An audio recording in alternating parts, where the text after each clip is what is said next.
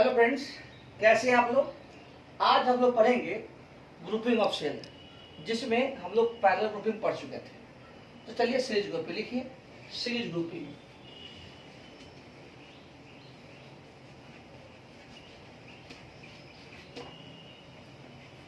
Of sales.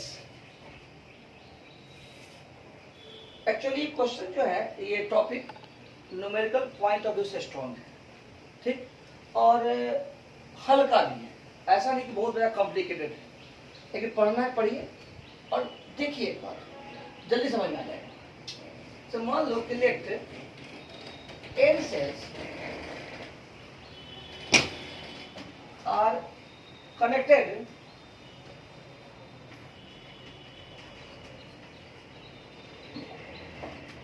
in series।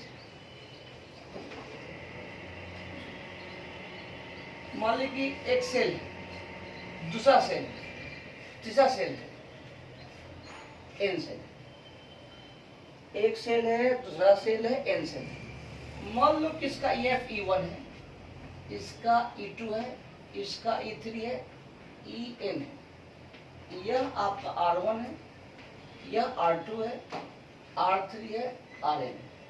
और इन cell को हम लोग जोड़ दिए किससे? रेसिस्टेंस से। किससे? रेसिस्टेंस से। तो इसको आप बोलिए एक्सटर्नल रेसिस्टेंस,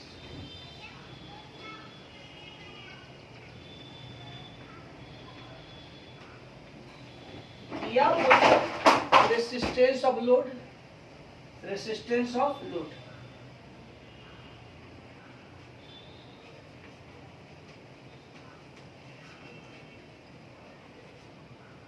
या पता शब्द है नहीं,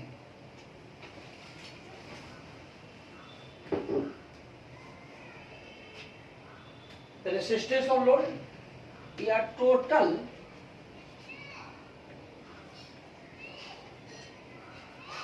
इक्विवेलेंट रेसिस्टेंस, ठीक, इसको बोल दिए। आगे तो अप्लाई किरचॉफ लॉ।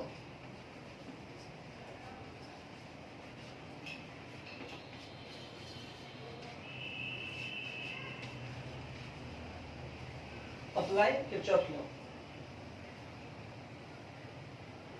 क्या लिखेंगे? यहां अगर करंट आई है, करंट आई है, देखो I R N minus E N, I R three minus three, I R two minus E two, so on. लिखेंगे I R N minus E N plus dot dot dot I R two minus E two plus I R one minus E one plus I R equal to 0, ठीक। या यूं कहो कि I R N plus dot dot dot plus R two plus are one plus R equal to, इसको दबे दो, E1 plus E2 plus E3 plus dot dot dot En, ठीक। तो आई लिख सकते हैं E1 plus E2 plus E3 dot dot dot plus En divided by R plus R1 plus R2 plus dot dot dot plus Rn, ठीक है ना, ठीक है। या यूं कहो कि E not by R plus R not, इसको लिख लो तुम, लिख लिए।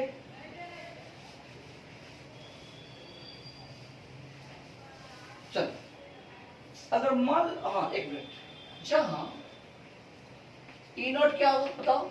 E1 plus E2 plus E3 plus dot dot dot E, और R नॉट क्या हो गया? R1 plus R2 plus R3 plus dot dot plus Rn। तो इसको बोलते हैं इक्विवेलेंट ईएमएफ। क्या बोलते हैं? Equivalent EMF. क्या बोलते हैं? Equivalent EMF. इसको बोलते हैं इक्विवेलेंट इंटरनल रेसिस्टेंस। इक्विवेलेंट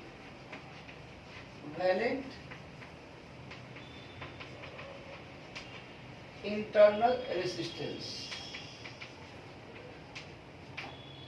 इसको बोलते हैं इक्विवेलेंट ईएमएफ, इसको बोलते हैं इक्विवेलेंट इंटरनल रेसिस्टेंस। ठीक है। अच्छा, मान लो कि अगर सेल आइडेंटिकल हो, सेल क्या हो? आइडेंटिकल हो। देखो, इफ सेल्स आर आइडेंटिकल, यानी कहने का मतलब है सबका ईएमएफ क्या हो? बराबर हो, सबका ईएमएफ बराबर हो। यानी कि E1 equals to E2, E3 equals to dot dot dot EN EC, और यह भी मान लो R1 equals to R2 equals to R3 RN RC। ठीक, इसको लिख लो, मिटा देते हैं। इसको हम मिटा दिए, इरेज कर दिए।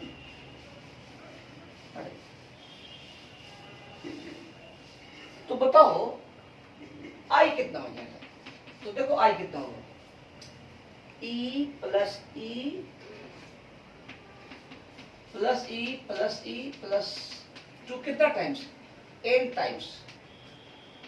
अरे E plus E plus E plus E कितना टाइम्स?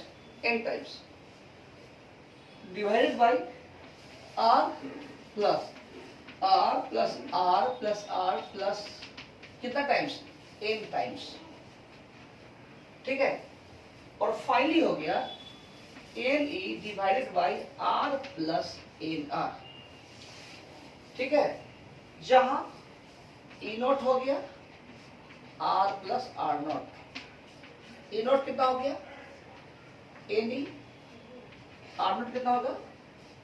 NR। कोई दिक्कत नहीं, मिटा दे। चलो मिटा दिया। तो सीरीज ग्रुपिंग हो गया। अब देखो मिक्स्ड ग्रुपिंग, जैसे कि मान लो कि अपने घर में बिजली नहीं है, और इच्छा हुआ कि बैटरी से फैन चलाए, और एक बैटरी है जिसका पोटेंशियल कम है, लो वोल्ट का बैटरी है, तो क्या करेंगे? मार्केट से बहुत सारा बॉल ले आएंगे, सॉरी बैटरी ले आएंगे, और आपको जज करना है कि बैटरी को कैसे अरेंज करें ताकि मेरा बॉल, मेरा फैन आराम से जल जाए और चालू हो जाए। समझ में आ गया? तो पहले हम लोग पढ़ते थे arrangement of resistance, arrangement of resistance, grouping of resistance for a cell, battery के लिए रेसिस्टेंस का अरेंजमेंट।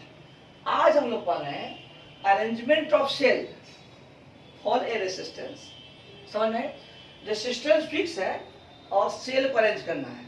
पहले था सेल फिक्स था, रेसिस्टेंस को अरेंज करना था। समझ में आ गया हो? देखो मिक्स्ड ग्रुपिंग, देखो मिक्स्ड,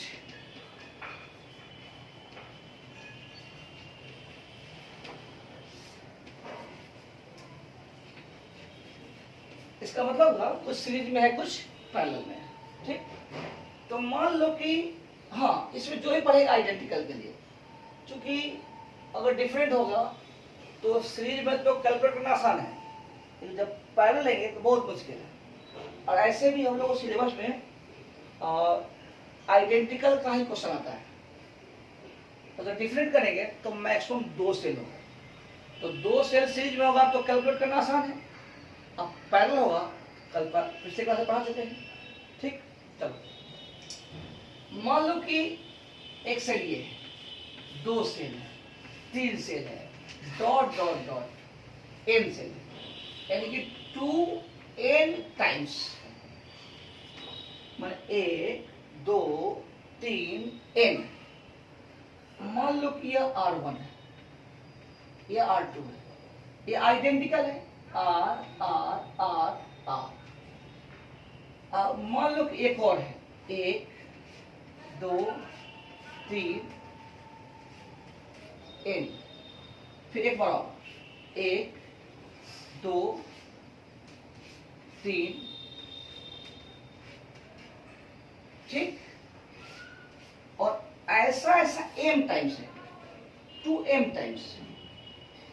कहने का मतलब है कि 1 2 3 4 m number of cells in series, और m हो गया नंबर ऑफ सीरीज, 1 2 3 4 5 6 m। ठीक, तो तुम इसको डॉट डॉट से कर दो।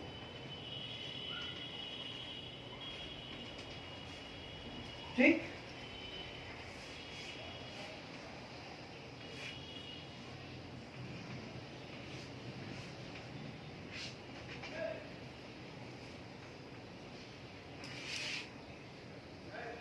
और सब को जोड़ दो एक रेसिस्टेंस से।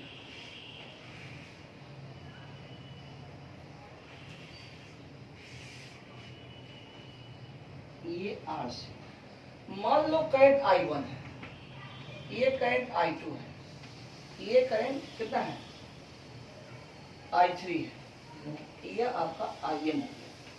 तो I कितना हो गया, I1 plus I2 plus I3 plus IM।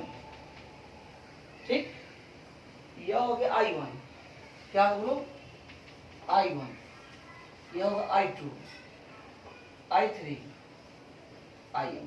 ठीक, अब लो अप्लाई किरचॉफ्स लॉ। हाँ, तो पहले बताओ ये कितना सेल हुआ, 1 2 3 4 n, ऐसा ऐसा 1 2 3 4 m।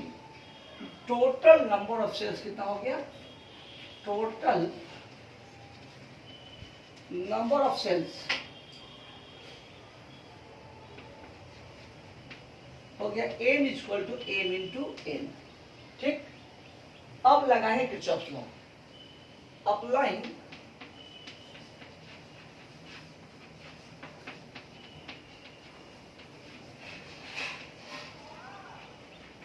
लिखना बंद करो। देखो मान लो करंट I1 है, I1 है, सोचो ध्यान दो, I1R। देखो ऐसे ही ऐसे लिखते हैं ना, तो इसका मतलब भी वही होता है। तो कोई ऐसे लिखता है, कोई ऐसे लिखता है, उससे कोई फर्क नहीं पड़ता। आप उसको ऐसे ही समझिएगा, समझ में आएगा ना, यह भी रहेगा फिर भी यह रहेगा फिर, कोई फर्क नहीं पड़ता है। ठीक, तो I1R, ये R यहाँ बगल में ऐसा वाला, I1R minus C plus I1R minus C, I1R minus C, I1R minus C, कितना बार n लिखेंगे, n I1R minus n E. अब यहां से आगे, यहां से आगे आगे आगे यह में IR plus IR equals to 0। यानी यू कहो कि n I1R plus IR equals to NA। बात खत्म। सिमिलरली सेकंड में I2R2 सॉरी I2R सब में आ रहा है, आइडेंटिकल है, आइडेंटिकल है, आइडेंटिकल है। I2R minus C, I2R minus C, I2R minus C, यानी कि n I2R minus sorry plus IR equals to NA। Dot dot dot dot करो, फिर लास्ट में n IMR plus IR n into E। इसको लिख लो और जोड़ो, लिखना बात जोड़ो। तो देखो n I1R, यहाँ पर n I1R plus n I2R plus n IMR। तो n R को कॉमन ले लें तो क्या बचेगा, n R कॉमन ले लिए, I1 plus I2 plus I3 IM। दिख रहा है, दिख जाता होगा। हाँ, IR plus IR plus IR कितना हुआ M plus M IR equal to देखो NE plus NE plus NE plus NE कितना हुआ M टाइम्स, यानी कि M NE। इसको लिखो पहले, लिख लिए, इसको मिटा देते हैं, जल्दी लिखो।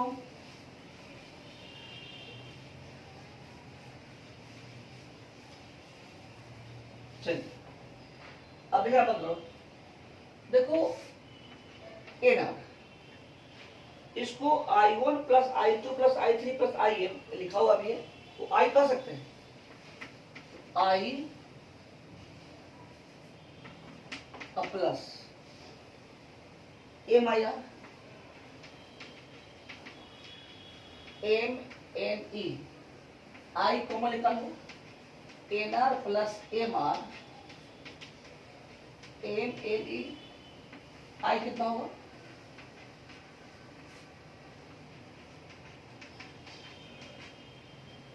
या यूं कहो, यह R क्या है, एक्सटर्नल रेसिस्टेंस है। R क्या है, एक्सटर्नल रेसिस्टेंस, जिसके अक्रॉस सेल्स को जोड़ना है, ठीक। तो R का जो कोफिशिएंट होगा उससे पूरा डिवाइड कर दो ऊपर नीचे, तो MNE divided by M by R plus NR by M, यानी कि फाइनल हो गया NE by R plus NR by M। तो इसी को याद रखना, यही मेन है, ठीक है। तो लिख देना I इक्वल्स टू, डायरेक्ट लोग याद रखता है, ये लिखो E not by R plus R not, ये तो सब में होता है। जहाँ E नॉट कितना होगा बाबू बताओ, NE, R नॉट क्या होगा, NR बाई M, ओके। देखो इसको,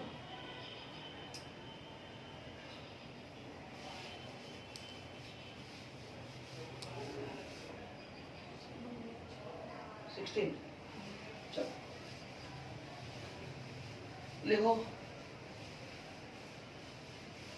सोचा सारे बहुत लिखवा रहे हैं, लिखवा नहीं रहे, एक टॉपिक है, समझना कम है, लिखना ज्यादा है।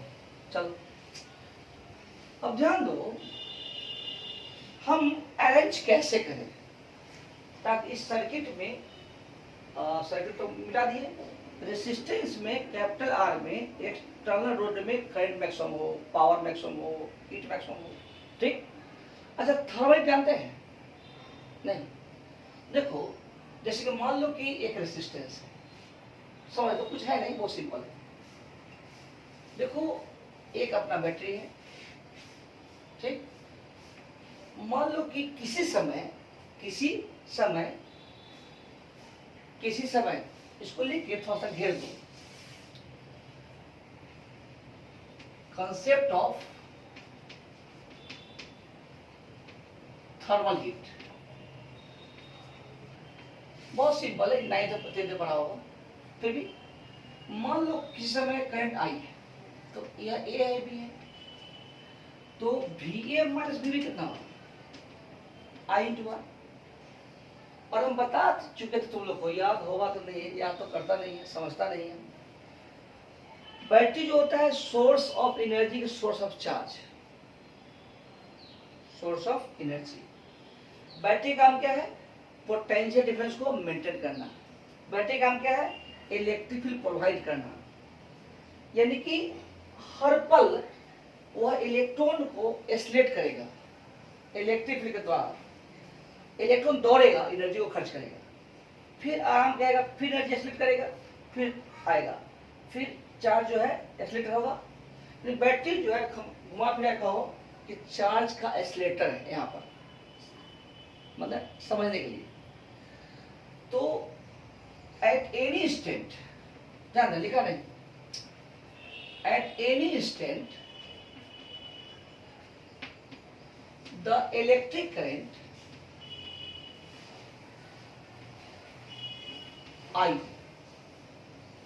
इलेक्ट्रिक करंट क्या हो, I हो, तो I इंटू आर क्या होगा, पोटेंशियल डिफरेंस हुआ, I इंटू आर क्या होगा, पोटेंशियल डिफरेंस, तो VA पास भी क्या होगा, I इंटू आर, ठीक। आफ्टर, ध्यान देना, नेक्स्ट डेल्टी सेकेंड, जस्ट आगे dq चार्ज इज एस्लेटेड, जो ठेठ में कहते हैं कि dq चार्ज सप्लाई किया बैटरी, बोलने की भाषा में, सप्लाई करता नहीं है, बोलने की भाषा में, बोलने की भाषा में। तो वर्क डन बाई बैटरी, तो क्या होगा डी क्यू इंटू बी ए माइनस बी बी। तो जो यह बैटरी वर्क करेगा वही थर्मल हीट के रूप में निकल जाएगा। इलेक्ट्रॉन अपना इलेक्ट्रॉन नहीं है, जो भी आप वर्क करेंगे सब थर्मल हीट के रूप में क्या होगा निकल जाएगा। ठीक, यानी कि डी क्यू क्या होगा, हाँ, और D Q by D T कितना होता है होगा आई, तो डी क्यू कितना हो गया आई डी टी हो गया, कंसेप्ट खत्म। तो यही हो गया आई डी टी, यह क्या है आई इंटू आर। ठीक, तो फाइनली क्या हो गया आई स्क्वायर आर डी टी, यही आपका हो गया थर्मल हीट। क्या हुआ थर्मल हीट, क्या हुआ थर्मल हीट। ठीक, लिख लिए, इसको लिख लो। जब लिख लिया थोड़ा सा और पढ़ लो, थोड़ा सा और पढ़ लो। अगर इलेक्ट्रिक करंट यूनिफॉर्म हो, अगर इलेक्ट्रिक करंट क्या हो यूनिफॉर्म हो, if electric current is uniform, electric current uniform, तो वैसे हीट कितना होगा आई स्क्वायर आर डी टी का इंटीग्रल आई स्क्वायर आर टी। ठीक, rate of thermal heat, rate of change of thermal heat power, लिखो इसको, rate of change of thermal heat क्या होगा power, rate of change of thermal heat. And D H by D T जो होगा क्या होगा, आई तो कॉन्स्टेंट मान चुके हैं, are D T by D T, finally हो गया आई स्क्वायर आर। ये हो गया पावर का फॉर्मूला। इस चैप्टर इस लेक्चर के बाद स्पेशली इस पर हम आएंगे कुछ न्यूमेरिकल टाइप लेकर के, क्योंकि जो भी टाइप बनता है इसको हम कर ही लेंगे, छोड़ेंगे नहीं। ठीक, लेकिन समझने के लिए फॉर्मूला अभी निकाल लो। तो पावर का क्या फॉर्मूला होगा आई स्क्वायर आर, हीट का क्या फॉर्मूला होगा आई स्क्वायर आर टी। लेकिन इससे ज्यादा याद रखेंगे H is equal to I square R D T का इंटीग्रल। ये तुम्हारा स्टैंडर्ड है, याद ही रखेंगे, लेकिन आपको एग्जाम इससे आएगा, ऐसा नहीं आता है। ठीक, ओके, और आएगा भी तो देख लेंगे जस्ट नेक्स्ट लेक्चर में। ठीक, ओके, करंट में 6-7 लेक्चर और होगा, अब खत्म हो जाएगा। ठीक, हाँ, जब तो बेटा रहते वाह, तो बताओ आई का वैल्यू कितना है, बोलो बोलो, N E R plus N R by M. ठीक, देखो फॉर, अच्छा एक minute, for I should be maximum. अब आपको तय करना है, आपको तय करना है कैसे अरेंज करें ताकि electric current in the circuit, in the load, in the resistance maximum.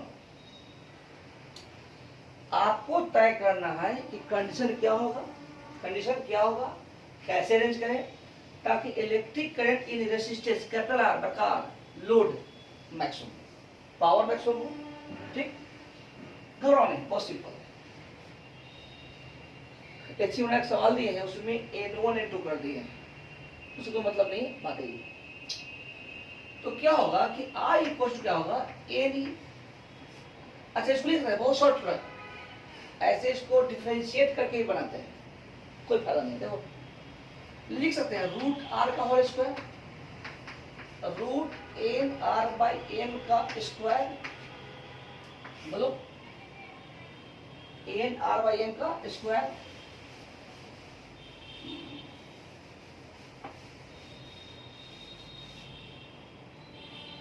Minus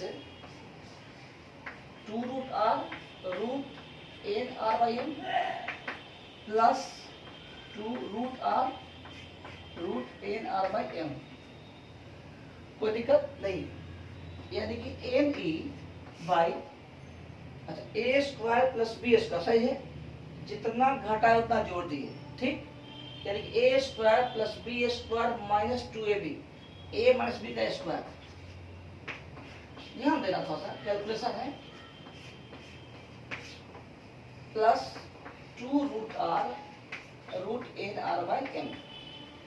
कहीं अगर कैलकुलेशन में मिस्टेक हो जाए तो खुद मैनेज करके आगे बढ़ जाना, ठीक। फिजिक्स है ये, मिटाने वाला क्या, ठीक है। इसको लिखो। अब बताओ फॉर आई यानी इलेक्ट्रिक करंट इन आर, या कहो एक्सटर्नल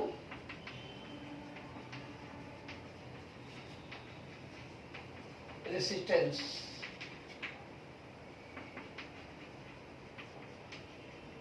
मैक्सिमम इलेक्ट्रिक करंट क्या होगा, मैक्सिमम।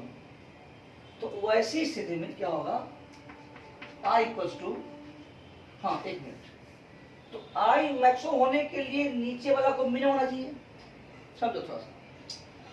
I को मैक्सिमम होने के लिए इसको क्या होना चाहिए, मिनिमम। और किसी भी होल स्क्वायर का मिनिमम वैल्यू 0 होता है, सॉरी क्या बोल दिए, किसी भी होल स्क्वायर के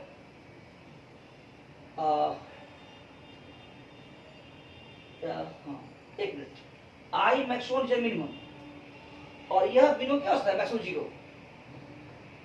हाँ ठीक तो बोले थे, किसी भी होल स्क्वायर का सबसे कम वैल्यू क्या होता है, 0, ठीक। अरे निगेटिव का स्क्वायर ही पॉजिटिव होगा, पॉजिटिव का स्क्वायर ही पॉजिटिव होगा, सबसे मिनिमम क्या होगा, 0। तो आई मैक्सिमम होने के लिए देखो क्या होगा, root R minus root N R by M का होल स्क्वायर क्या होगा, मिनिमम। और किसी भी होल स्क्वायर का मिनिमम वैल्यू क्या होता है, 0। यानी कि रूट आर इक्वल्स टू कितना होगा, root N R by M, R equals to N R by M. यानी कि total external resistance equals to total internal resistance. वो सबसे एसेंशियल कंडीशन यही है, सबसे एसेंशियल कंडीशन यही है, electric current in maximum, electric current in circuit maximum के लिए सबसे कंडीशन यही है। वो जो पिछले क्लास में पढ़ाए थे कि कैपिटल आर को 0 कर दो, ठीक है, लेकिन सबसे देखो, this is the essential condition for maximum electric current।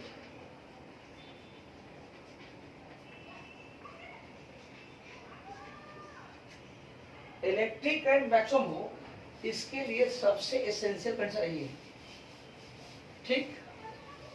अब बताओ पावर क्या होता है, आई स्क्वायर। पावर क्या होता है, आई स्क्वायर। तो ध्यान दो, फॉर आई मैक्सिमम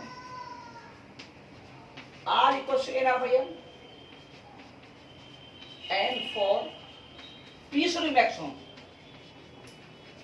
जब पावर मैक्सिमम हो तो आई मैक्सिमम। इसके लिए for which R equal to N R by M. मतलब साफ है, मतलब साफ है कि करंट इन सर्किट मैक्सिमम हो, पावर इन सर्किट मैक्सिमम हो, सर्किट का सेंस है एक्सटर्नल रेजिस्टेंस है, तब होगा जब R equal to N R by M. ध्यान दो, R क्या है, टोटल इक्विवेलेंट इन रेसिस्टेंस, क्या बोल दिए, टोटल एक्सटर्नल रेसिस्टेंस। R क्या है बोलो, total external resistance. Small r क्या है, resistance of each cell in number of cells in series, capital N number of series, ठीक। तो बताओ आई मैक्स हुआ कितना, क्या था, N E by R plus R, N E by कितना 2r, या यू कह दो एन ई बाई 2 और कैपिटल आर की जगह पर लिख सकते हैं कितना, N R by M, N cut जाएगा, E M divided by 2r। उसी तरह से क्या निकले, power maximum, power maximum, power maximum तो P क्या होता है? I max square R, P max, और I max होगा कितना आया है? Ne बाई 2R का whole square into R, N square E square R या 4R। ठीक है, बोलते तो मुंह दुखा गया। नेक्स्ट डे पढ़ेंगे हम लोग एक नया टॉपिक डालते हैं, charging of capacitor. Charging of capacitor. ठीक है, बाय।